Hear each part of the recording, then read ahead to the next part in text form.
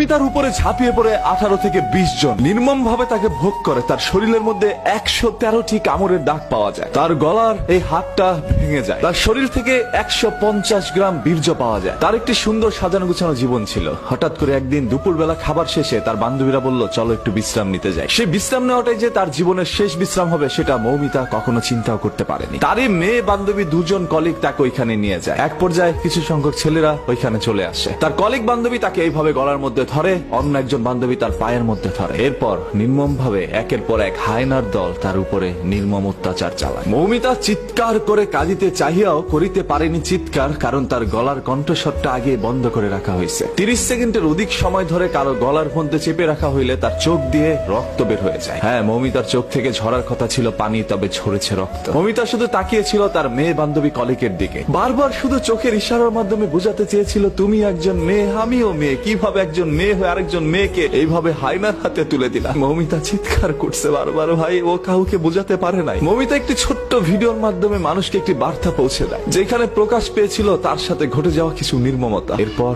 তাকে এই দুনিয়া থেকে সরিয়ে দেওয়া হয়। মৌমিতার সেই ভিডিওর বর্ণনা যদি আপনারা একবার দেখেন, তাহলে আপনাদের চোখ থেকে অশ্রু ঝরে যাবে। আজকে পুরো ভারতবাসী এটা নিয়ে প্রতিবাদ জানাচ্ছে আজকে বাংলাদেশের মানুষ। এবং এই ছবিটি ফেসবুকের মধ্যে ঢুকলেই দেখবেন আপনার সামনে চলে আসছে। হয়তো আপনারা অনেকে পোস্টটা পড়ছেন না, শুধু ছবিটা দেখে